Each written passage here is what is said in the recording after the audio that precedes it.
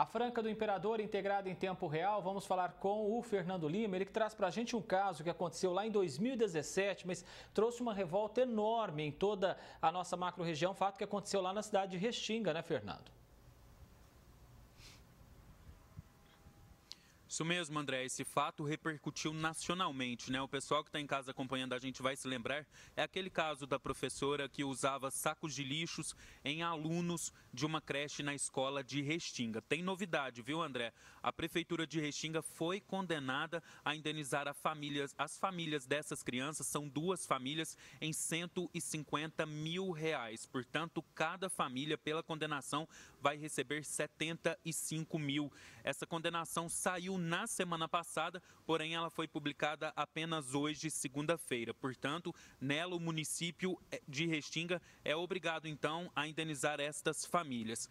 A Justiça, André, entendeu que houve danos morais, já que o comportamento adotado em sala de aula não era adequado e, claro, causou constrangimento às crianças, mas também aos familiares destas crianças. Portanto, a defesa daqui de Franca, foi a comarca de Franca, atendeu o pedido da defesa e condenou, portanto, o município de Restinga a indenizar estas duas famílias.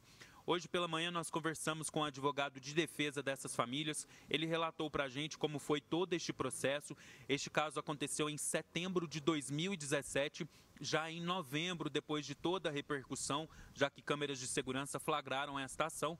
Eles entraram então com essa ação contra a prefeitura de Restinga e a condenação saiu agora em 2022. O advogado detalhou para a gente, André, alguns pontos deste processo. Vamos ouvir o que ele disse. Fato extremamente grave, jamais se esperava de uma professora, deveria ter uma conduta exemplar, tratar as crianças de tão pouca idade da forma com que eram tratadas, né? O valor da condenação, total da condenação, vai aproximar aí de R$150 mil. Nós conversamos ainda com o advogado a respeito das crianças, de como elas estão hoje, depois de 4 anos, depois de que tudo isso aconteceu. Ele ressaltou para a gente que elas já estão novamente no ensino público, lá de Restinga, mas eles precisaram de passar por atendimento psicológico. As famílias também se sentem muito constrangidas com tudo isso que aconteceu, já que o caso teve muita repercussão em uma cidade pequena e que, por conta disso, além do processo, eles também precisaram de passar por atendimento psicológico. Vamos ouvir este trecho da entrevista. Eles ficaram extremamente fragilizados desde os fatos quando aconteceram, né? As crianças passaram por acompanhamento psicológico, foi identificado, os traumas foram, as crianças têm um medo extremo, uma insegurança muito grande.